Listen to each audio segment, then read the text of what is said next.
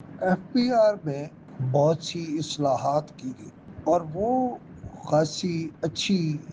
اصلاحات، لیکن کسٹمز میں جو اصلاحات کی گئی ہیں اور خاص طور پر اس کا انٹیلیجنس کا شعبہ ختم کر کے اور وہاں سے چدر صاحب کو ہٹا کے معاملات کو ٹھیک کرنے کی جو کوشش کی گئی ہے وہ کوئی زیادہ کامیاب نہیں۔ مثلاً ابھی کل پرسوں میں لاہور میں ایک واقعہ ہوا، چیئرمین ایف پی آر اور دوسرے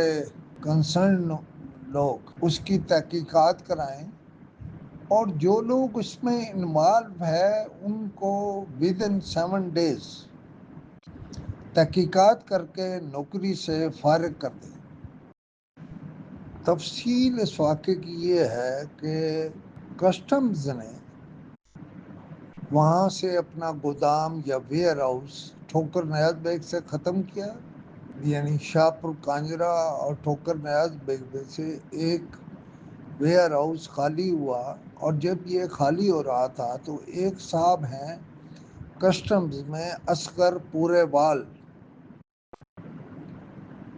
انہوں نے بہت سامان غائب کر کے اسے مارکیٹ میں بیچ دیا۔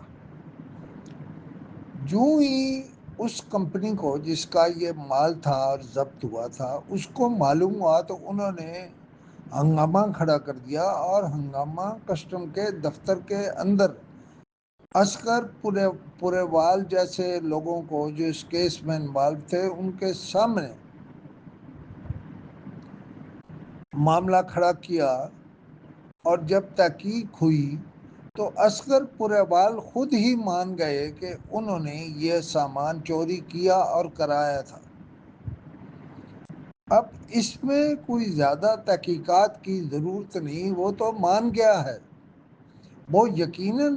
متعلقہ پارٹی کو پریشرائز کرے گا، پیسے دے گا، زیادہ پیسے دے گا، فلاں فلاں، یا واپس کرائے گا۔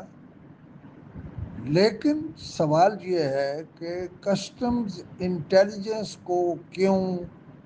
ختم کیا گیا اور اس سے کیا فائدہ حاصل ہوا؟ میری کسٹمز میں کسی کی رشتہ داری نہیں ہے، میں تو اصلاح چاہتا ہوں، میں تو چوروں کے پیچھے ہوں اور میں نے ہمیشہ چوروں کے خلاف جنگ لڑی۔ کسٹمز میں بہت سے لوگ بے پناہ اچھے ہیں اور بہت سارے لوگ چور ہیں، اور ہم نے ہمیشہ چوروں کو بے نقاب کیا ہے۔ اس بار بھی ہم اس واقعے کو آپ کے سامنے، یعنی کسٹمز کے ذمہ داروں کے سامنے، اور خاص طور پر چیئرمین ایف پی آر، جن کے بارے میں کہتا ہوں کہ خود پرائم منسٹر نے اپنی لائیو تقریر میں کہا کہ وہ بہت لرنڈ آدمی ہیں، بہت انفارمیشن ہے ان کی، تو ان کے سامنے رکھ رہا ہوں۔ اور چیئرمین صاحب، آپ ان کو فوری طور پر، یعنی اگلے ہی لمحے معطل کریں، 1 ہفتے کا ٹارگٹ دیں اور اپنے سامنے لکھ کر رکھ دیں کہ 1 ہفتے میں کتنے بجے انہوں نے رپورٹ دینی ہے، کیونکہ ان کا آپس میں بھی مکمکا ہو جاتا۔ لہٰذا 1 ہفتے بعد جو بھی ذمہ دار ہو اسے فارغ کر دیں۔ اس طرح کی 2 کارروائیوں کے بعد بالکل ایسا کام نہیں ہوگا۔ یہ پہلے بھی ہم 1-2 واقعے بیان کر چکے ہیں، اور صحافت ڈیجیٹل پر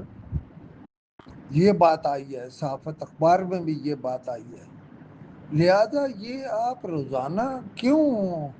اپنے لیے بھی مسائل کھڑے کرتے ہیں اور دوسروں کی بدنامی کے ساتھ ساتھ اداروں کی بدنامی بھی کیوں ہو رہی ہے؟ اس پر ایکشن لیں، اور اگر ہمارے کرنے کا کوئی کام ہو تو ہم ضرور کریں گے۔ خدا حافظ۔